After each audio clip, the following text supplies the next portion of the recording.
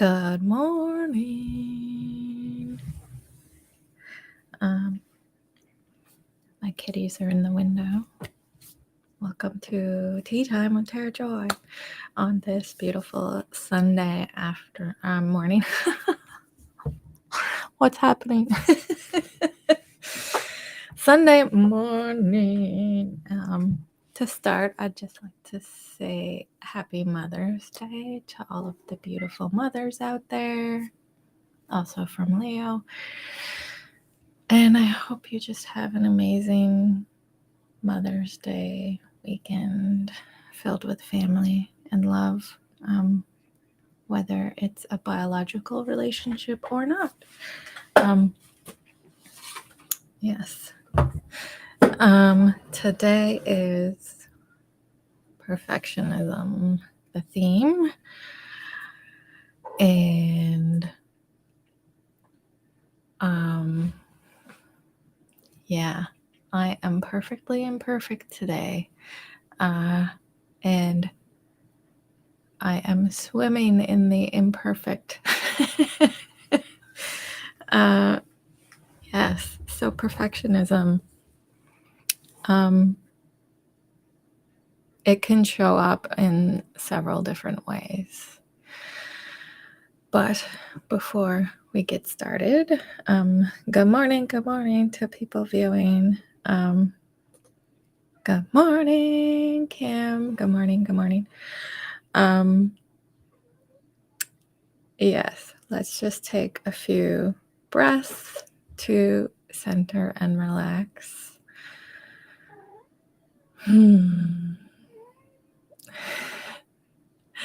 Leo says good morning too. In through the nose, out through the mouth.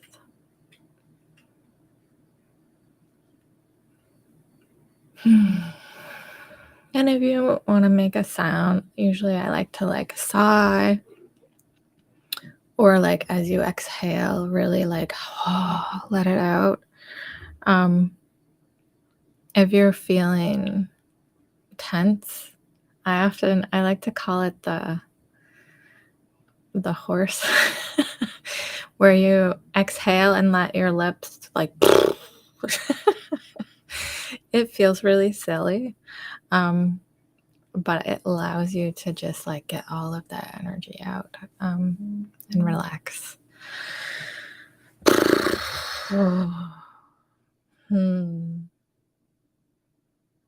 Yes. So, tea time with Tara Joy this morning. I usually share my mug. Today I have my weird cactus mug with cats. Cactus and cats. Cat? Cactus.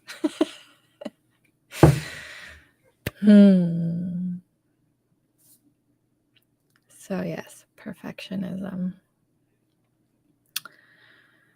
Perfectionism is in all of us. And it can show up in different ways.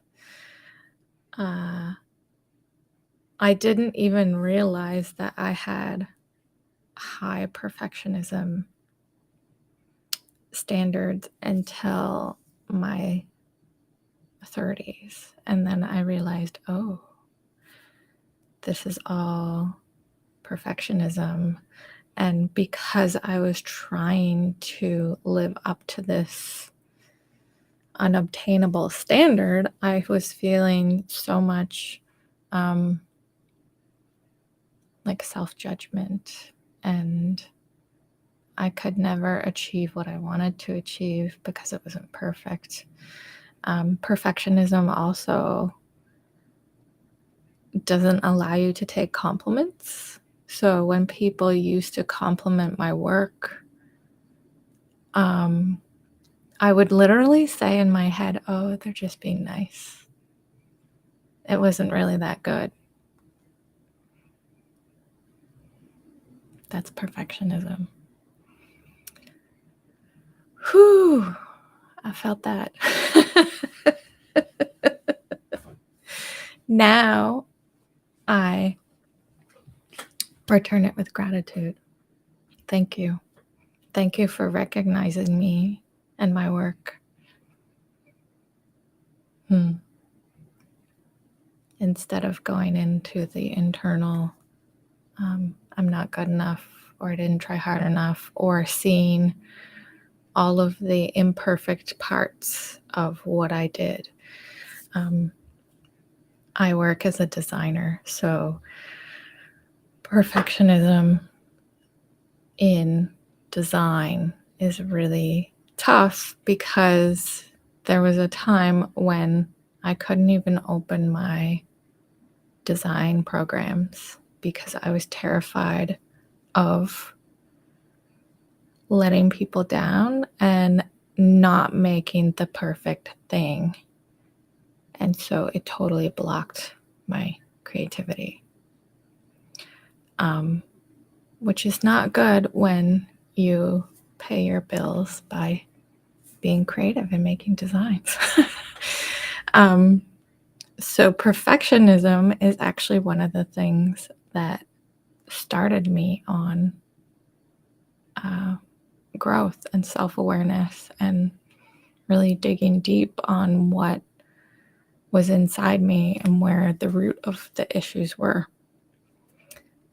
Because imposter syndrome also came along with perfectionism. Control also came along with perfectionism. And self-worth also came along with perfectionism. So, it was a lot. It was a lot. So, good morning, everyone. I'm having some orange pico. Please share what you are all enjoying in your own homes.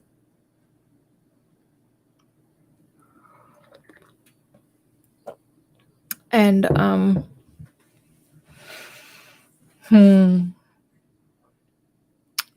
last week or 2 weeks ago, hot water and lemon for Kim. Yum. It's always so great to have hot water and lemon. It soothes the throat so much. Yes, perfectionism. So a couple weeks ago, I came on live and talked about being in the present moment. Sleep. I had lovely chocolate in bed this morning. Amazing. Chocolate in bed. It's so decadent. Yes. My last live, I talked about being in the present moment. And when perfectionism is sort of leading the charge, shall we say, it won't allow you to be in the present moment because you're worried about the mistakes you did yesterday and you're worried about what I might mess up tomorrow. And letting go of that perfectionism. It's empowering. It's not always easy. But once you let go, there's this weight. When I started working on letting go of perfectionism, this huge weight lifted off me. The self-imposed expectations and obligations was a big one. I don't know if that resonates with people. The self-imposed obligation and expectation. So I would set deadlines for myself. And if I missed it, I failed. I shouldn't even go on. I'm not worthy of having being able to design. I'm not worthy of people paying me to design. Um, one one mistake negated all of the accomplishments, all of the wins, because it wasn't perfect.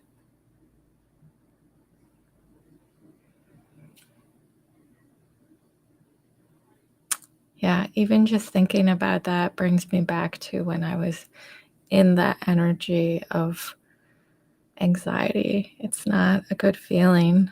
Um, hmm. Let's take a sip of tea to get that out. Whew.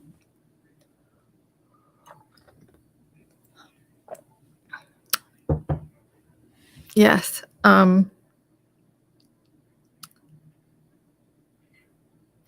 The reality is we can never be perfect because we're human, and humans make mistakes.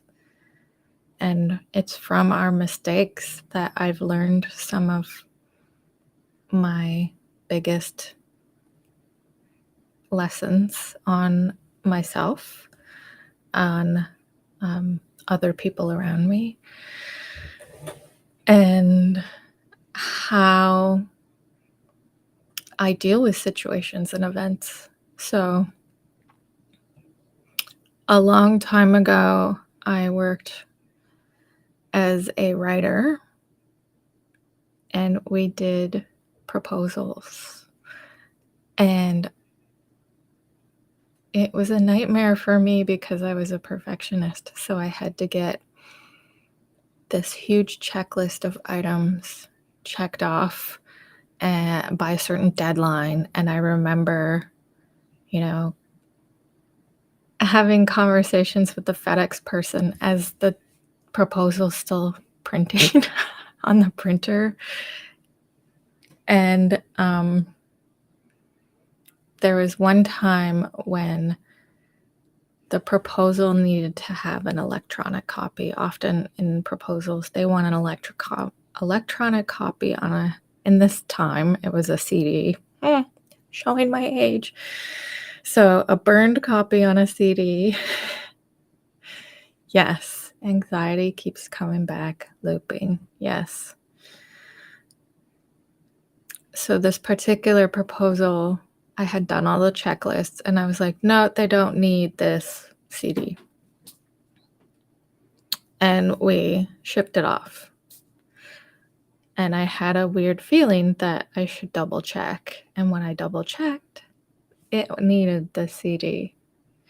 And so I went to my manager, like devastated, and was like, I have to let you know, they needed a CD, but I didn't include one. And so my manager said the best thing was that even though this happened, you came to me when you realized it. You didn't just pretend it didn't happen. So thank you for owning up to your mistake, because now we can let them know that the CD is coming in a second package. And that was a big moment for me to allow myself to let mistakes happen and not go into the spiral of negative self-talk and really feeling like a horrible person because I'm not perfect. And nobody is. Nobody's perfect. Yep.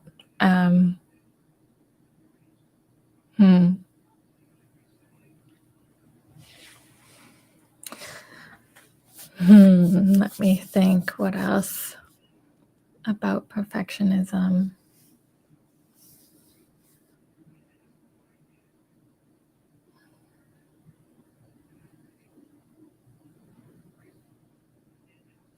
Yeah, they keep saying it's not personal, which is pretty much everything these days. Not taking it personal. things happen for a reason. And understanding that it's not about you personally. Celine, I resonate with this story. It is often the fear of consequences that shows up, which is why we try to be perfect. Yes. And it's never, our perfectionism always goes down the negative rabbit hole. Like some days I wish perfectionism would be like, oh, tomorrow I'm going to wake up and I'm going to buy a lottery ticket and I'm going to get $5 million. And then I'm going to go on these extravagant vacations where I don't have to be stressed or worried or anything. And all of my worries are gone. Why can't that be perfectionism? Instead, it's like, you're going to mess up. You're going to get fired. Someone's going to reject you. You're not going to get the job that you applied for. You're not going to help the person you're hoping to help. You might make them worse. That's what perfectionism often goes through my mind, saying all of these stories. And often that's ego and mental mind.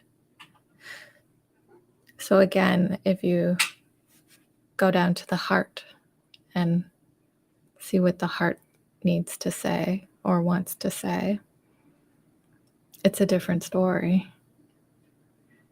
And when you can shut this off and go into the heart, there's a lightness and a calm that happens that, you're just, it's all going to be okay. So Kim says, why do we place these high expectations on ourselves or others? Or others do? Why can't we just not care and flow and not feel guilty? Yes. So the first thing that's popping up is that we're human. And so it's programmed in us from our childhood, from school. You gotta get an A on the test. You can't make any mistakes. And also comparison. We're taught at a very young age, to compare ourselves to others when we're totally unique individuals that, you can't compare a pineapple to a grape. It just can't happen. And it's our own perfectionism that puts those high expectations on ourselves. When I first started freelancing as a designer, I had to have conversations with myself saying, you don't have to apologize to the client. You set this deadline. So they're not expecting anything to be done yet. So I would have conversations saying, I allow you to let the creativity flow when it does, and setting reasonable deadlines that allowed time for the creativity to happen, but still meet clients' deadlines. But I would put like such hard deadlines on myself, and the client wouldn't even I have sent like, so sorry, I don't have the logo done yet. I'm sure I'll have it next week. And the client would be like, oh, no problem. We're not even expecting it yet. Take your time. And it was my own overachieving, high expectation that I was trying to meet. It wasn't even external. It was all me. So if any of you are resonating with this, like for sure, have a cup of tea and sit down with yourself and be like, listen, you need to give me a break. You need to allow me to flow and not be so hard on me, to show yourself kindness and compassion. Someone once told me, imagine all of the negative things that you say to yourself.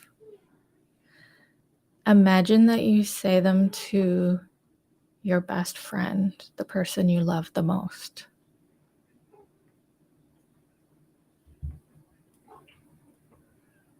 How horrible do you feel just imagining saying one thing to someone that you love? Having that awareness really showed me how hard I was being on myself. And my cats are fighting over here. Guys, they like to wrestle once in a while. Yeah, show the kindness and compassion to yourself and allow yourself to be imperfect. And Kim also mentioned the guilt. Oof.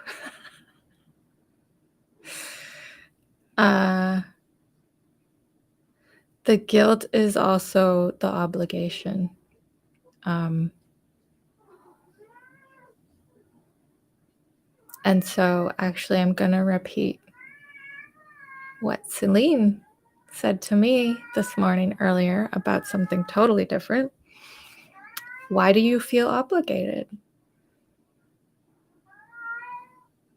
And truly ask yourself, why am I feeling obligated to meet this deadline or be perfect? And, what's the outcome if I don't meet this expectation or obligation? What is that guilt tied to?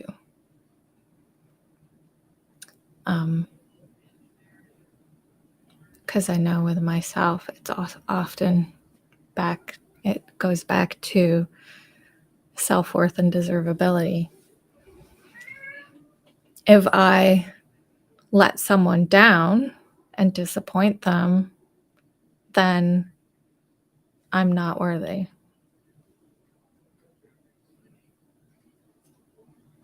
Whew. When reality is, I just made a mistake. I'm going to acknowledge I made a mistake, and then let's move on. Let's move forward together. How can we resolve this?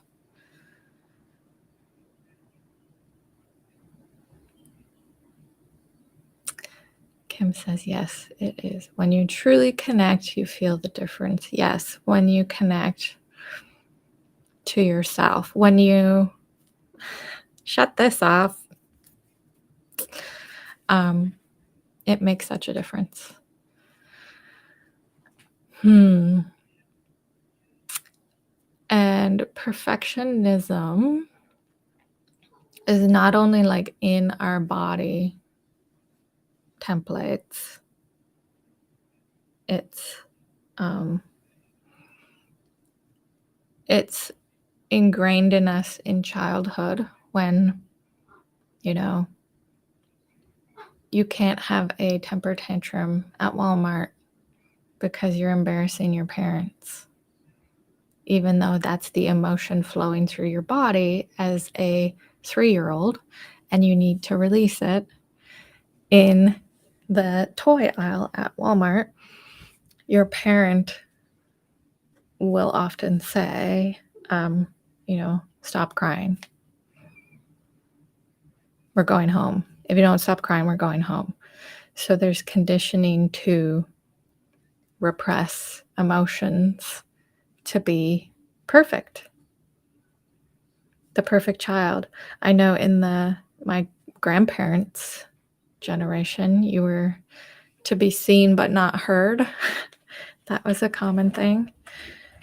So you were to show up as the perfectly dressed child, but you don't make noise and you let the adults converse and have conversation while you be quiet. Don't interrupt.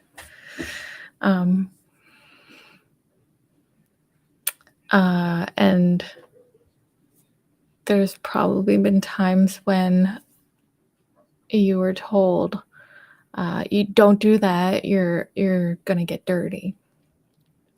I was told that a lot because I grew up in the country. Don't do that, you're gonna get dirty. And you're gonna get mud all over your pants or whatnot. But that was my favorite thing. I loved to get dirty and just be in nature and whatever. And I didn't have what's the word? I didn't judge my appearance, but I was conditioned to judge my appearance.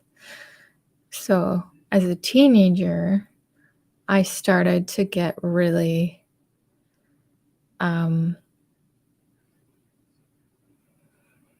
really have perfectionist about my look, about getting my hair perfect, about, some makeup that I wear, the perfect outfit, before going out to a social gathering, I would try 10 different outfits on and put all of this energy into looking perfect. Because if there was nothing to see that was imperfect on the outside, people would believe I was okay on the inside. And so it was also an act of just blending in, hiding in plain sight. Whereas now I'm like the biggest weirdo in any group. I'm proud of it. Yeah, so perfectionism runs deep, and undoing that perfectionism takes time. Kim says, how very backwards, I feel bad for the conditioning I placed on my own kids, and now that I'm awake, I see it, and they don't understand. Yes, but understand that you didn't do anything wrong, because that's what your belief was at the time. Because we were all in this belief of being perfect. Being perfect equals happiness. I mean, all of advertising, all of marketing also tells us this. Like, we're bombarded with perfectionism all the time.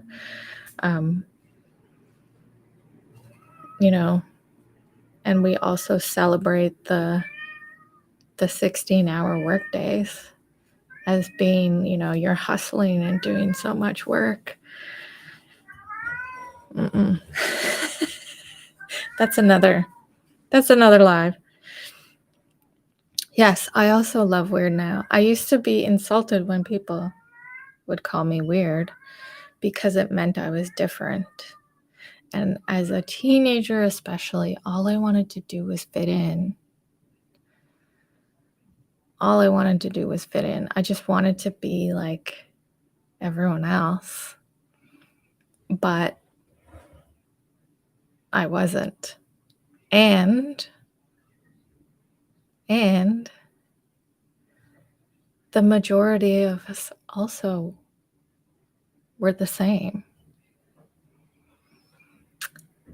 if you went back and asked all of your high school friends, how many of you are just trying to fit in? How many of you are just trying to be whatever normal is to you? I feel like the majority of people would say yes.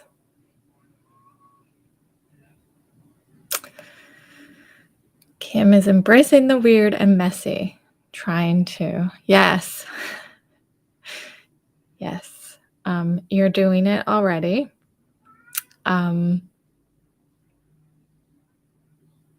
Yes, I feel at least my generation was when things started to shift from, our grandparents went through that like 50s, 60s idyllic housewife crap.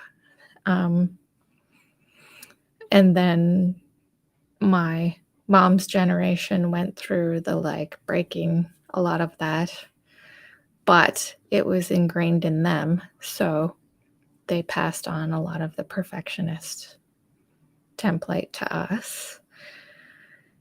And so our generation and next generations are just, housewife crap. Like, nuh-uh. If you are a stay-at-home mom with 2 or more children, it's like 2 full-time jobs. No vacations. No time off.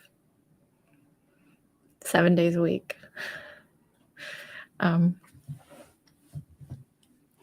That's the reality. So, yeah, I don't like the housewife crap. And you made a human being. Come on. Yes, you got a little help, but all of it, 9 months of the work, it's all you. Yeah, and then if you overthink the perfectionism,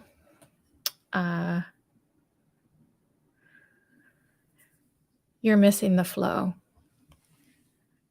So what do I mean by that? So I used to overanalyze and overthink, every decision. And it was the what if, like the what if rabbit hole. What if this happens? What if I do this? What if I choose this? And then this happens. And then what if that? And what if this? And what if that? And ultimately, it would always be horrible. I would end up with like no friends, no home, no boyfriend. And that's just me on a Saturday afternoon. Whew. Whereas when you're in the flow, you just deal with this moment. And in this moment for me right now, I am connecting and conversing with beautiful people. And if I mess up, when I mess up, I will deal with it then. Until then, my energy is on connecting and conversing with you. It's not always easy.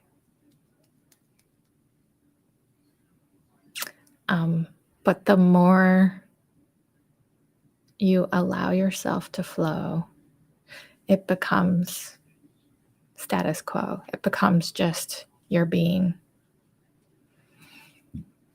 I love these moments when they happen. That's when I know I'm connected. Yes. Yes. And we're also asked to share the Instagram life now with all social media, Facebook, Twitter. And we put this filter out to the world that's perfect. But we're not.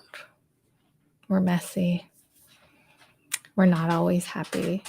And that's okay. That's part of being human, to embrace and invite all emotions, all range, and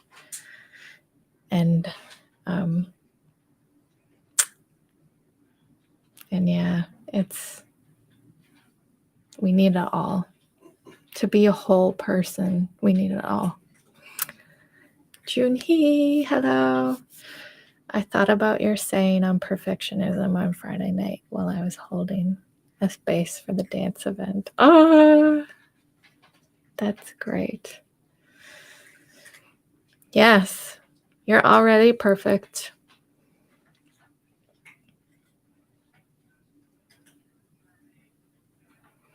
You don't need to prove to anyone that you're perfect because you're already perfect. Do you remember what I told you, Junhee?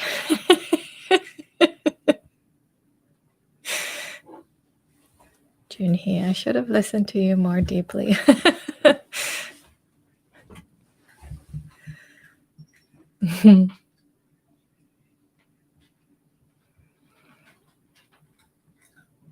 I wish I remembered my own wise words of insight. It usually just comes to me, and because it's usually channeled, I'm like, I don't know what I just said. Junhee, I know. I thought I learned all, but no. Yes, it keeps coming around, and each time it'll be a deeper understanding and a deeper letting go.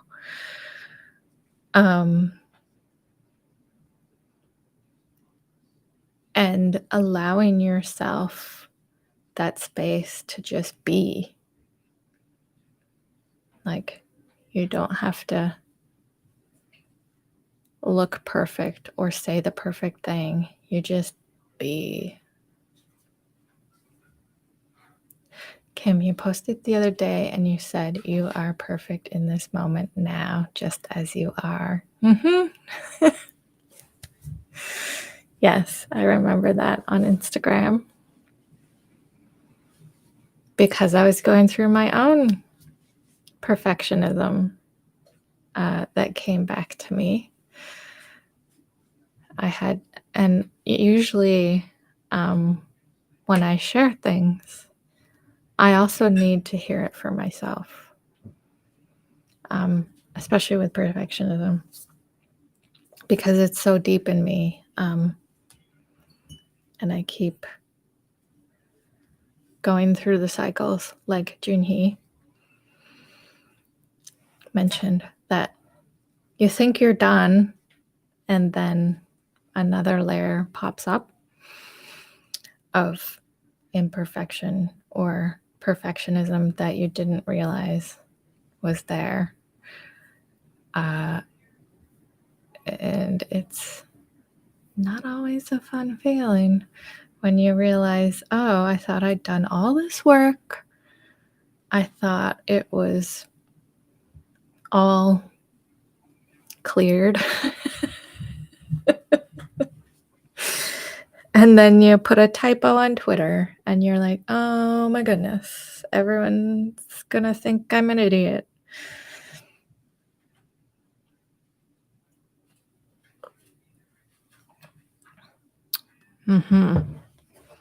So I have my trusty cards here. So I thought I'd ask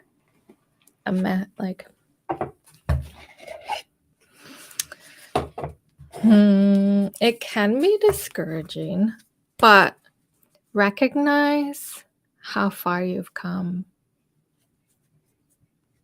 Recognize that even though it keeps coming up, it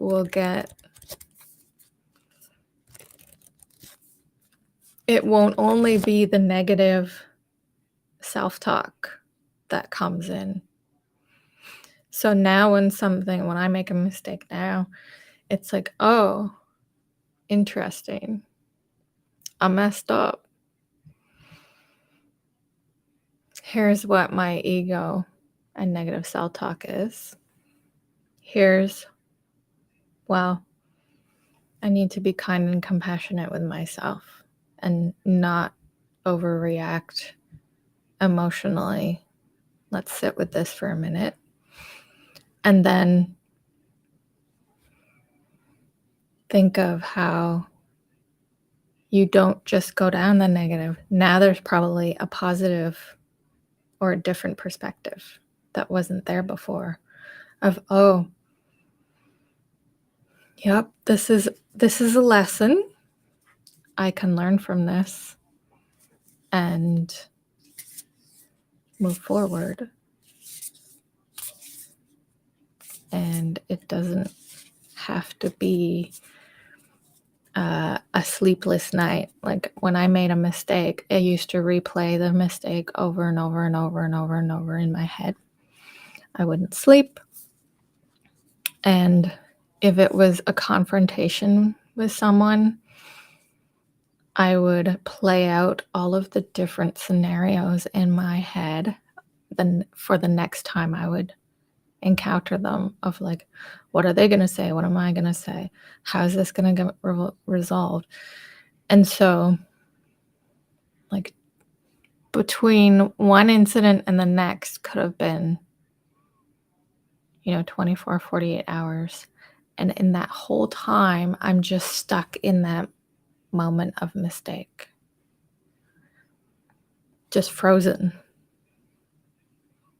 Whereas today, the mistake happens and I'm like, bloop, oh, that's not good. And then I'm immediately moving forward in the flow. So always acknowledge how much growth you've done. Junhee, I always feel I need to prepare more, do more. Uneasy when I feel that I haven't prepared enough. Yes. Interesting. I used to be the same. And if I showed up, it was like if you showed up for an exam and you didn't study, or you forgot the exam was happening on a certain day, and so you didn't study at all. It's that feeling of you're not prepared. The reality is we can never be prepared, and that's okay. Because we're in the moment, and everything that we need in that moment will be provided from Creator, from the people around you. Not all moments are going to be good, but you can't prepare and control everything. So yes, Junhee, that's very much the perfectionism and control of you want to have a specific outcome and expectation for things. And it's good to have expectations and like want good things to happen. But if you're always tied to the expectation, like if you go to a birthday party for a friend and you really want a specific thing to happen, and that's why you're going to the party, for this specific reason, and then that reason doesn't transpire, it doesn't happen, you feel disappointed. Where if you just go to the party and think, I'm excited to see these people and experience being with them, and just let what's going to happen unfold in its own divine timing, because it's exactly what I need, then it's going to be magical and beautiful, whatever happens.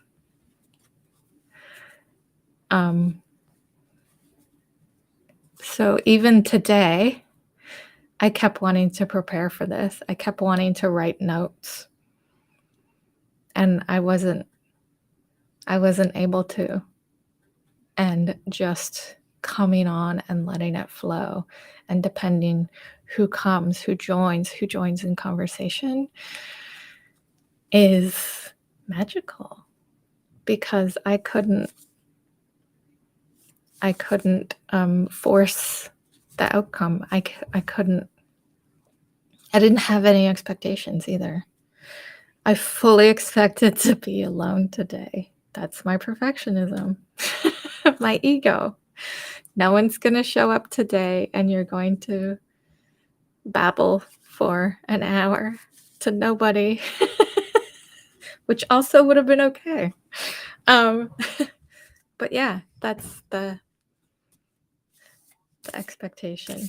Junhee, it is. I got up at 10:15 and still remembered this event. Yay! Thank you. Well, you arrived at the exact perfect time because it was right for you. I love that. And I still sometimes go back into perfectionism. So it's a practice. Like they say, yoga is a practice. It's called a practice because we're always practicing it. We're always working on it. And we have this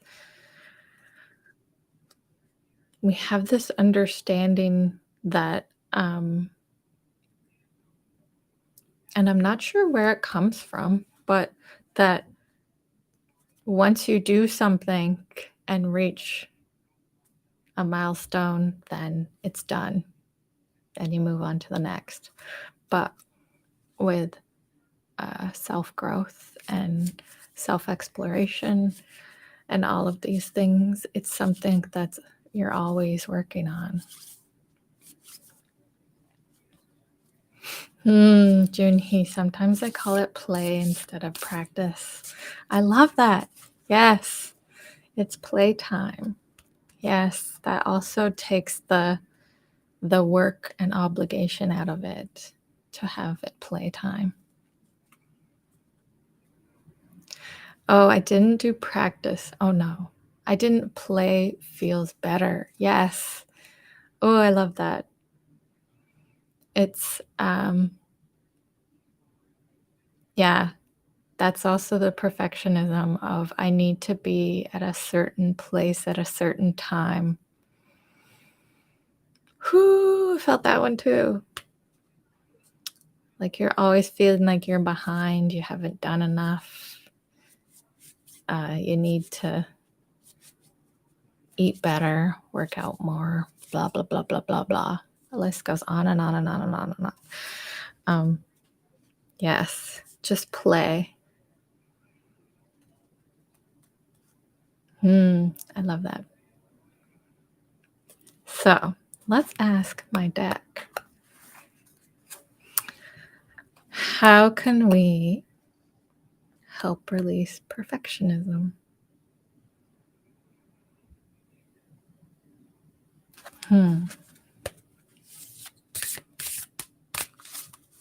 How can we help release perfectionism? Abundance.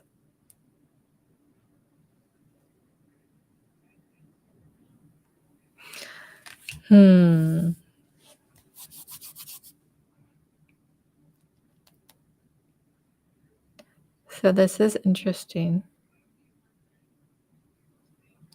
So what I'm getting is abundance. Often we connect abundance with wealth, with money. But abundance is also abundance of love, abundance of support, abundance of connection.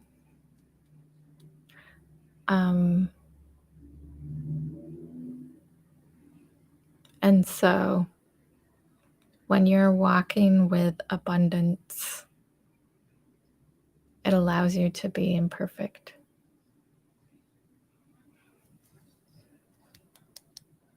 Yes, Junhee, can't make this shit up.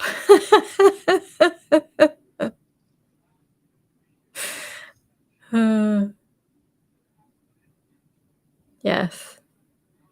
And I'm being guided to remind, yes, abundance of air we're breathing in, abundance of my strength to walk, all of that. Yes.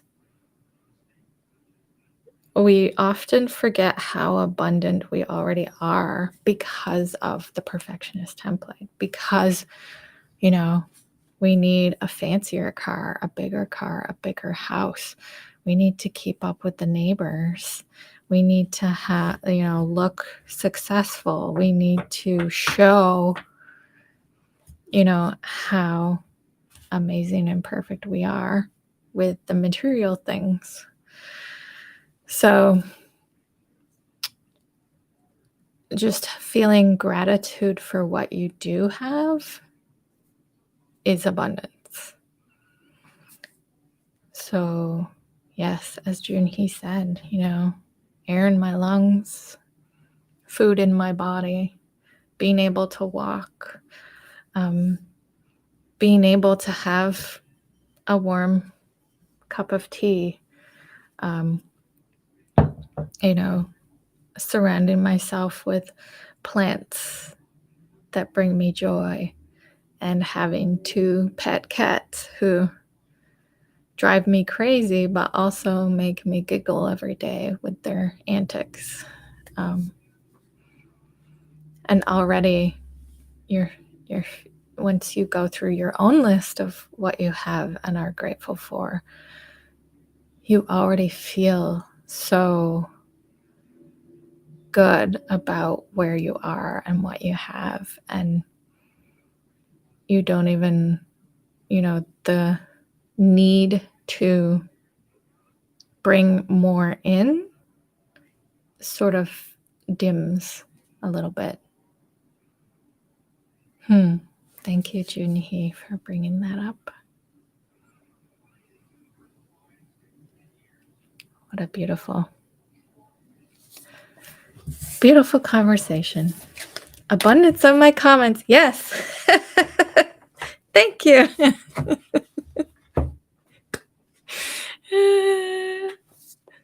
I'm so glad to connect with you all today. Whether you joined in the conversation or not, know that I'm very grateful for you to be here with me to chat about perfectionism.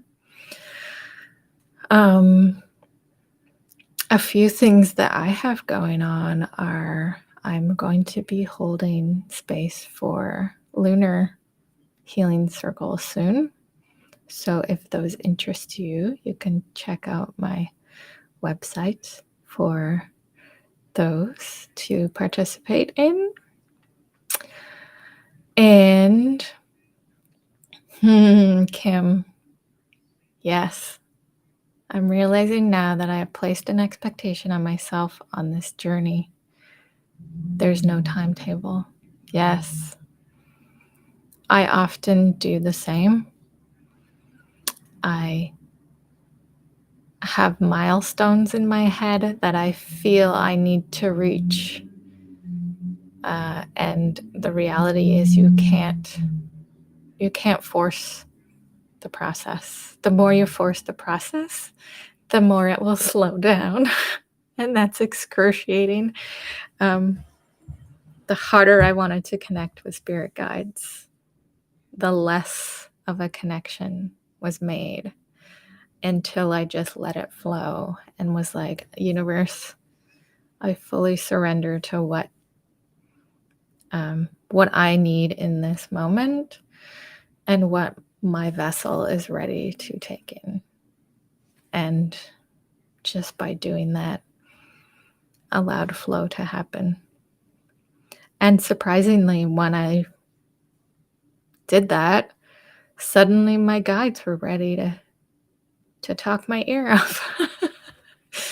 So yes, we put timetables on ourselves and expectations to be at a certain place at a certain time when you are exactly where you need to be at exactly the right time with exactly what's needed most for you. So reminding yourself of that is a good practice every day. And if you make it a miniature ritual that or a mantra that when you have your morning cup of tea or coffee, you're just like, I'm exactly where I need to be. Universe, I'm open to whatever you bring to me today. Whether good or bad. Let's do it. Let's go through it together.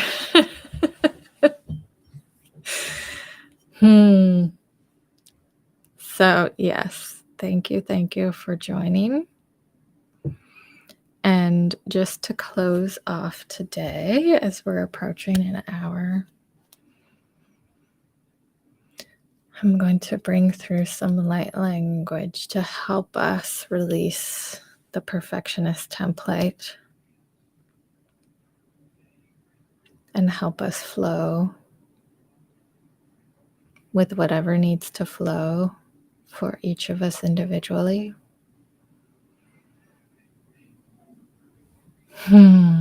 So just take a deep breath in. Exhale, preparing to receive. Take another inhale.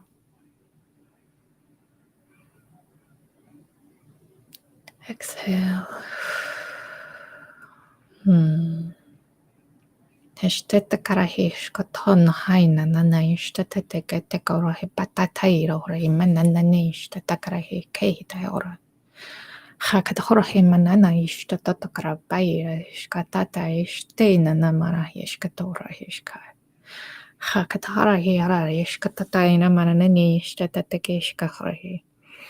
Hakatara hora manani ishtatateshta korhe katahishkahara. Hakandainda mahaira hish hara hora ishkatara hora hishkaina manish. Dish doshta takarishkatataina marahishkataina nishta takarahikakairashkahi.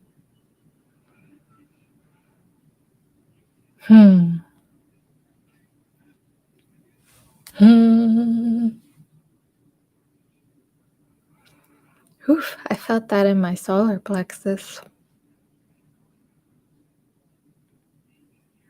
If anyone else would like to share how that felt for them, please do. You're so welcome, Celine.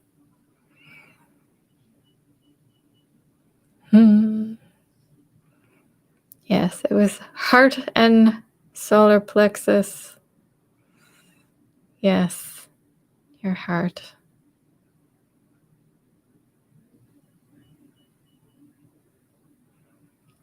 So thank you again for joining. You're welcome, Junhee, and I am going to send my love to all of you. I'm feeling these will be every 2 weeks. So every second Sunday, especially, thank you, Kim, especially through spring and summer months, because we're wanting to be outside and doing other things. And so, yeah, every second Sunday will be tea time with Tara Joy. So I hope you all have an amazing day. I hope this was helpful in your pursuit for imperfect self. And I look forward to seeing you all in an upcoming live, in an event that I might be hosting, or however we connect. So love to you all. Beautiful beings of light. Bye.